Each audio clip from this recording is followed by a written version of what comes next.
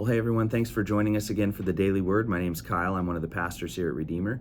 And we're going to be picking up from last time in Revelation chapter 8, rolling right into Revelation 9, because it's kind of an unbroken sequence here. And remember, when the book was originally written, when the scroll was originally written, there were no chapter breaks. So those are kind of artificial anyway. But what we're going to see here is a continuation of the trumpet judgments.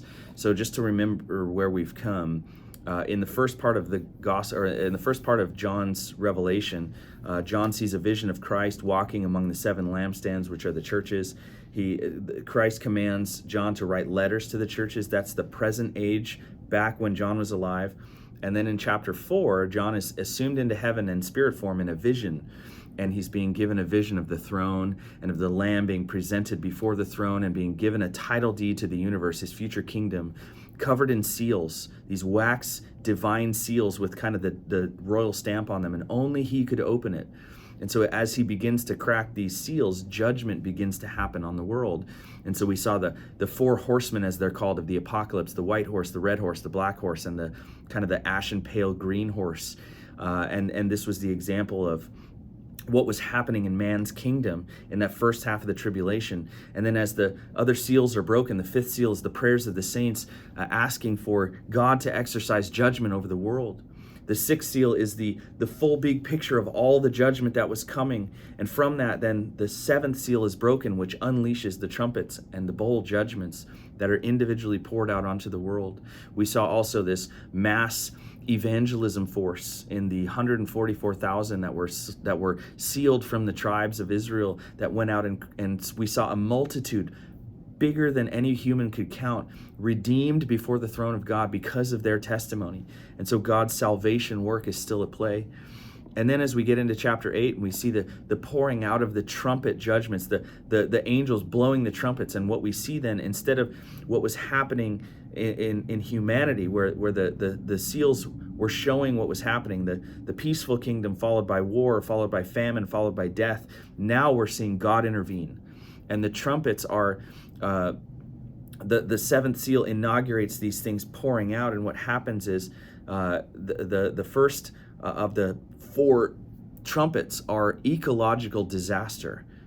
And then what we see, the next two are demonic disaster. And the last one is the last of all of the plagues that will come over the earth. And we'll see that a few chapters later. So chapter 9 is two more of the trumpets.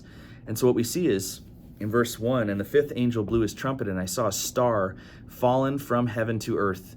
That is an angel. And he was given, and that's how we know, and he was given the key to the shaft of the bottomless pit. And so only an angel who is a servant of God would unlock this pit that is locked on purpose. And he opened the shaft of the bottomless pit. This would be a part of hell. And from the shaft rose smoke like the smoke of a great furnace, and the sun and the air were darkened with the smoke from the shaft. Then from the smoke came locusts on the earth. Now this is a word that kind of describes what these things look like and how they move. They're like a plague of locusts. And we don't really get that in the States, but there's parts of the world where, in Africa and the Middle East, where, there's so many locusts, it's like the sun goes out and billions of them just fly through and they eat everything and they destroy everything and then they're gone. And so that's kind of what it's describing. Came locusts on the earth, and they were given power like the power of scorpions of the earth. They were told not to harm the grass of the earth, or the green plant, or any tree, but only those people who do not have the seal of God on their foreheads. So again, that sealed group of evangelists is still alive and well and at work. It says they were allowed to torment those who were not sealed for 5 months, but not to kill them. And their torment was like the torment of a scorpion when it stings someone. And in those days, people will seek death and will not find it. They will long to die, but death will flee from them. Now, this is interesting because, again, the pain, imagine being stung by one. There's billions of these things flying around. We don't know how big they are, but we're kind of get a picture of what they look like. And this is a demonic force. And it says, in appearance, the locusts were like horses prepared for battle, meaning they were covered in armor. And on their heads, what looked like crowns of gold, and their faces looked like human faces. So they kind of like these crazy demonic human faces, like long women's hair and teeth like lion teeth. So these are monsters. demonic monsters flying around, and they had breastplates like breastplates of iron. So imagine, these big scorpion creatures with armor that you couldn't pierce. And the noise of their wings was like the noise of many chariots. So it'd be like, imagine helicopters or crazy machines, and it's so much noise, and we don't know exactly what these things are, but it's a demonic force.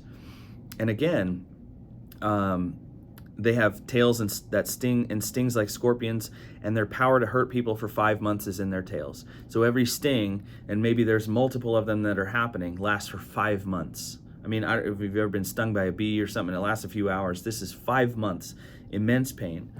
Now, how do I know they're demons? Because, verse 11, they have as king over them the angel of the bottomless pit.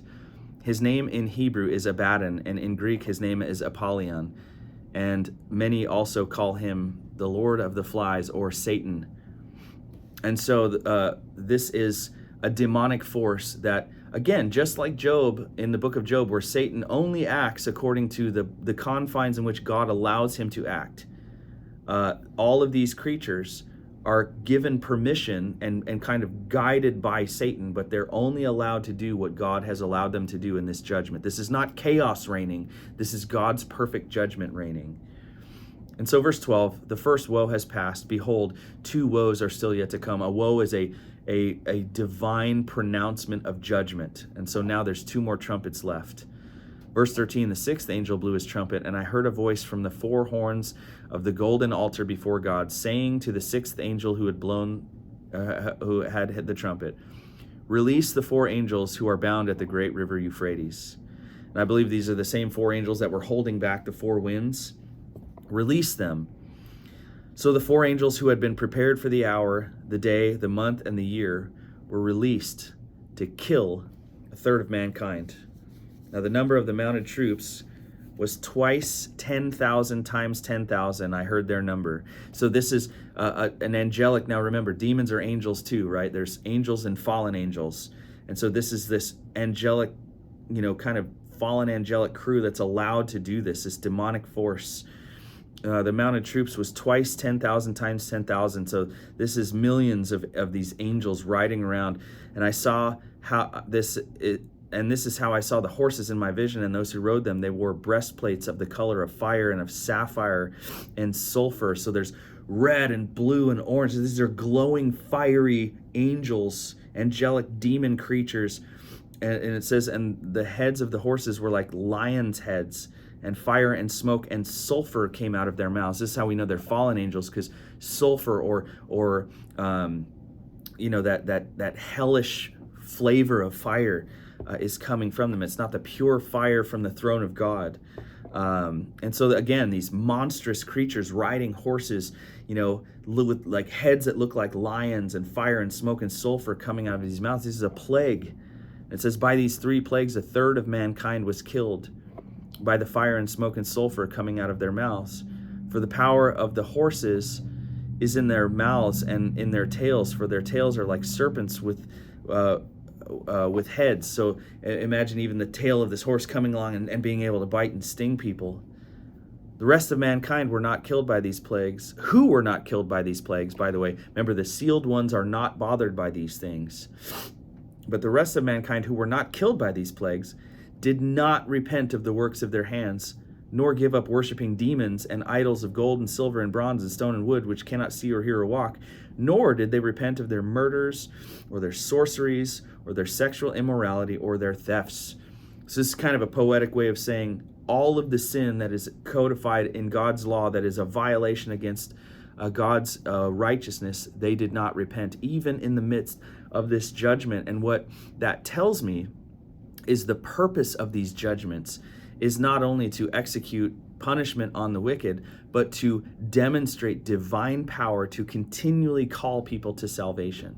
And yet, even in the midst of that, the rest of the mankind who were not killed by these plagues did not repent. And so we see the wickedness of men's hearts on display, even in the midst of divine punishment, of the destruction of ecology, of the unleashing of demons onto the world, that people deny God's power and his right to rule and his right to judge, and they do not repent of their sins. So that's sad, and I kind of leave you here in a dark section. but just know the battle is coming to an end.